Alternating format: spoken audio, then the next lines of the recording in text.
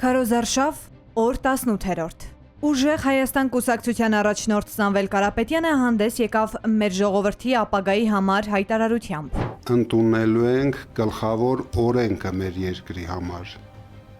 Դա մենք կոչել ենք Սաֆարովի կանխարգելման օրենք, որպեսզի արգելենք ադրբեջանցիներին գնել մեր հողերը, գնել մեր տները, նվեր ստանալ մեր հողերը, ինչպես մենք բոլորս տեսել ենք։ Քաղաքացիական պայմանագիրը Գյումրիում էր։ Ինչ չէր ասել Փաշինյանը Մակրոնին։ Որ նախագահ Մակրոնը եկել էր բացված էր այդ արդեն։ Հետաքրքիր է իմացել թե չէ։ Փաշինյանի քարտեզները հնդիկներին էլ հասան։ Մի քիչ քարտեզներ դու ժողովրդին քարտեզ։ For you. Թոշակառուն էլ հասցրեց դժգոհել։ Մարդնցի բամնի սորվեցը միսեր ասել։ Մի րոպե, Հարիկ ջան, Ես եղել եմ քուչապ, նոր եղել եմ եսկա։ Ճիշտ է։ Կարամ բան ասեմ։ Միասնության թևերի վարչապետի թեկնածու Արման Թաթոյանն էլ հայտարարեց. իրենք հաղթահարելու են անցողիկ շեմը։ Ամերիկյանը TAIR-ի հետազոտությունները ընդհանրապես ամբողջ ընդդիմությանն էին այդպեսի տվել եւ իշխանությանը, չգիտեմ, աստղաբաշխական թվեր, ինձ համար դա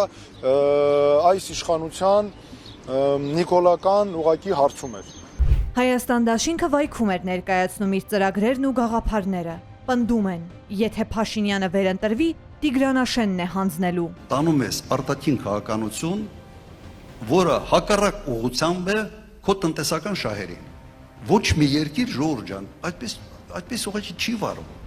Մամուլի ասուլիսով հանդես է եկել ԲՀԿ առաջնորդ Գագիկ Ծառուկյանի մամուլի խոսնակ Իվետա Տոնոյանը, որը պնդել է Փաշինյանն ասելիք չունի, թիրախավորում է Գագիկ Ծառուկյանին։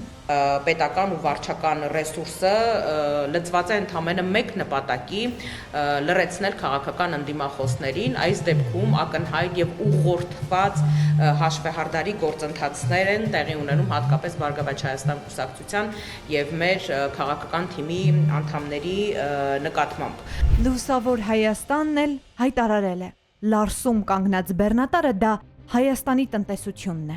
Գյուղնախարար չունենք վարչապետ, որ այդ խնդրով զբաղվում է, չունենք էկոնոմիկայի նախարար, որ այդ խնդրով զբաղվում է։ Ասենք վարչապետը զբաղվում է չորեսին ում տունը խլելով, ասենք, չի, երեք ում տունն են խլում։ Օրը մեկի տունը խլում են, բնականաբար դա էլ են բառ Գյուլնաստատի երկրորդ սերիան։ Քաղաքական ուժերը շարունակում են պայքարը, փորձելով համոզել ընտրողին, որ հենց իրենք են երկրի խնդիրներ լուծողները։